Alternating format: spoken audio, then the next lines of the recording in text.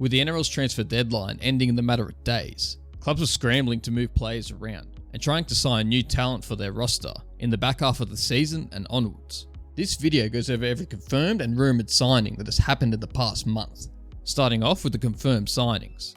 The first player is Taylan May, who has signed a deal with the West Tigers on a train and trial contract for the rest of 2025. The former Panther, who was previously stood down from the NRL due to an off-field incident, is now making a return to the game. The Samoan international has played 5 games for the nation, and now with his return to the field, he is linking up with his brother, Terrell May, who has been one of the best forwards in the competition so far this season.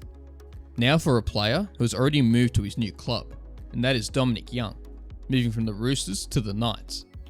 The English international moved from England to the Knights in 2021 and instantly became a favourite amongst the fans. He signed with the Roosters and moved to the club in 2024, and as of last week, he made his return to the Knights, even scoring a try in his first game back. The flying winger might be key if Newcastle want to make the 8 this year. Next up, we have Kai Pearce-Paul, who's moving from the Knights to the Tigers, another English international who has signed with the Tigers on a 3-year deal to start at the beginning of 2026. The Tigers tried to fast-track the deal, bringing him to the club before the trade deadline on June 30th, but those plans fell through. The back rower has been in decent form as well, and will certainly bring some strike power to the Tigers lineup. Next, we have Fina Latu, moving from the Dragons to the Bulldogs. This 19-year-old forward has signed with the Bulldogs until the end of 2028, and the deal was made effective immediately, being completed before the trade deadline.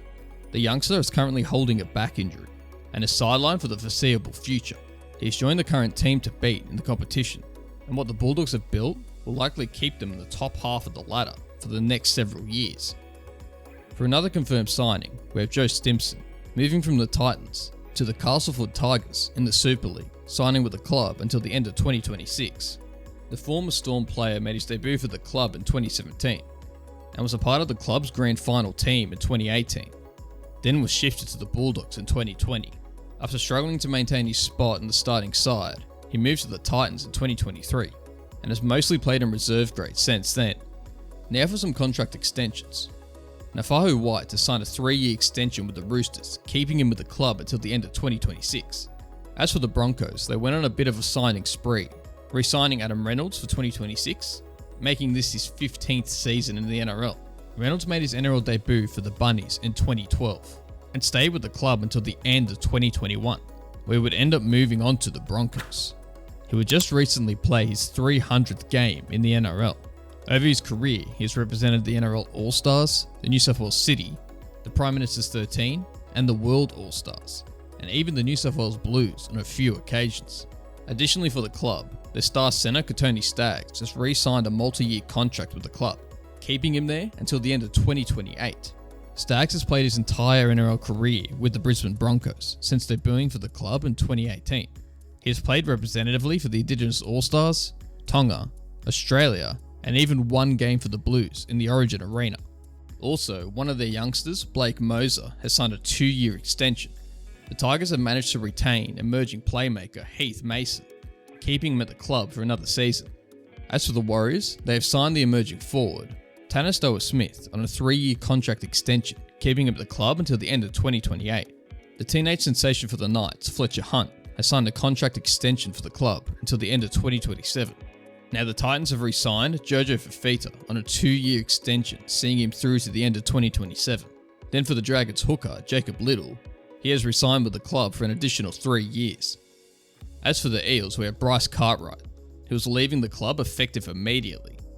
The 30-year-old forward will return to St Mary's to conclude his professional playing career. Now moving on to some potential and rumoured signings, starting with one of the highest paid players in the competition, and that's David Fifita, to move from the Titans to the Bunnies. Fifita is currently sidelined due to injuries, but was also dropped to reserve grade earlier this season.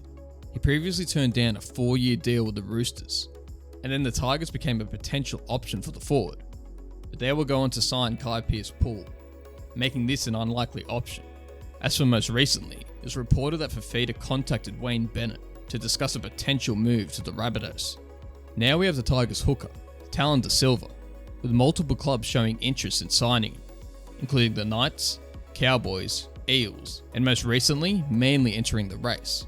the young hooker was given permission to speak with rival clubs, despite being contracted with the Tigers till the end of 2026. Da Silva is on track to be one of the most sought after players in the competition in the next few months.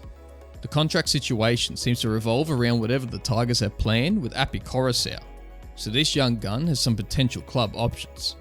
Next up, we have the young 5'8" for the Roosters, Sandon Smith, possibly moving to the Cowboys or the Eels at the end of the season. This move comes from the Roosters anticipating the arrival of Daly Cherry Evans. Despite Sandon being signed with the club until the end of 2026, it is reported he'll be released and moved on. Next, we have Luke Garner, possibly moving from the Panthers to the Eels.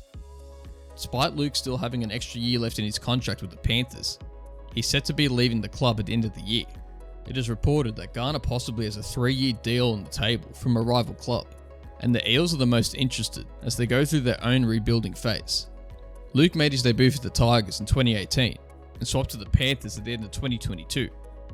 Now for the Storm's veteran prop, Tui Kamikamica, who has possible links with the Broncos. With the Storm's salary cap being already stretched, he might be forced out of the club due to salary reasons next year. The Storm look to prioritise their other talent and simply might not have the room for Tui. It was reported that the Bunnies were also looking to sign him, but due to their own salary cap problems, they couldn't fit him in. If he leaves the club next season, the Broncos are the likely option. Next we have Terrell Sloan for the Dragons, who's been given permission to talk with rival clubs, despite being contracted with the Dragons until the end of 2026. He was moved out to the wing this season with the arrival of Clint Gutherson, and has struggled to gain any form. While it's unlikely he'll be moved on before the trade deadline on June 30th, it is likely he'll not be a part of the Red V next year. And last but not least, we have Selwyn Cobbo, moving from the Broncos to either the Cowboys or the Dragons. Cobbo is currently the talk of the town, as his future with the Broncos club is uncertain. It is reported that the Cowboys have made inquiries to gain Selwyn Cobbo effective immediately before the transfer deadline on June 30th.